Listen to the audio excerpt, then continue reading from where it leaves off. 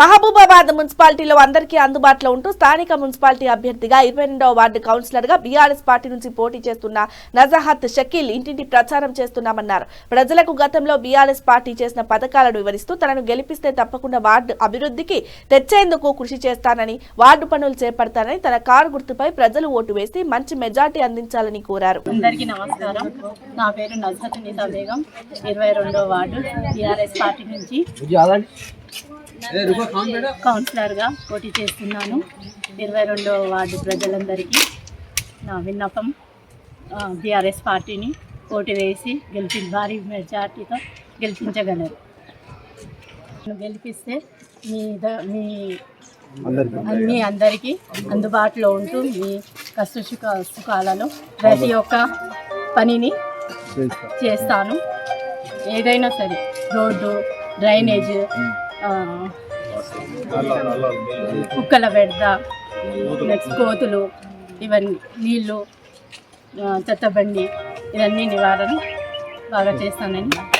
ఇక్కడికి విచ్చేసిన మా పాత్రికేయ మిత్రులు, media, electronic media, print media, వీళ్ళందరికీ కూడా పేరు పేరున నమస్సుమాంజలులు. ఈరోజు మేము క్యాన్వసింగ్ నిమిత్తం 22వ వార్డులో ప్రతి ఇంటికి, ప్రతి గడపకు వెళ్తున్నాం.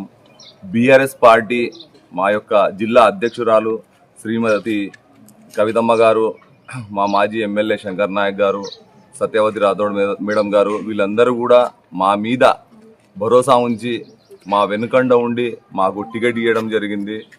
మేము పార్టీ వైపు నుంచి మరియు మా వాడ వైపు నుంచి కూడా మా ప్రజలు శ్రేయస్సు కోరుకుంటూ వాడలో తిరుగుతూ ఎవరు గడపకు వెళ్తూ ఆ గడపలో ఎంతమంది ఉన్నారు, ఏమున్నారు, వికలాంగులు ఎంతమంది ఉన్నారు, ఎవరికి విద్య అవసరం ఉంది, ఎవరికి నీటి సమస్య ఉంది, ఎవరికి కరెంటు సమస్య ఉంది, ఎవరికి కరెంటు పోల్స్ లేవు, ఎవరి ఇంటి ముందట ఏ చెత్త సమస్య ఉంది, కుక్కల సమస్య ఉంది, మళ్ళీ కోతుల సమస్య ఉంది. మా వాడలో బస్తీ దవాఖానాలు లేవు. ఆరోగ్య పరిస్థితి కూడా చాలా మందిది మంచిగా లేదు.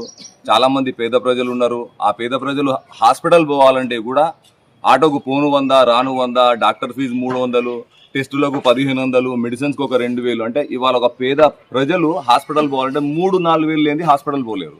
కాబట్టి ఇట్లాంటి అవసరాలను బట్టి మేము ఒకటి నిర్ణయించుకున్నాం. మా షెడ్యూల్లో ఖచ్చితంగా ఒక బస్తీ దవాఖాన నిర్మిస్తాం.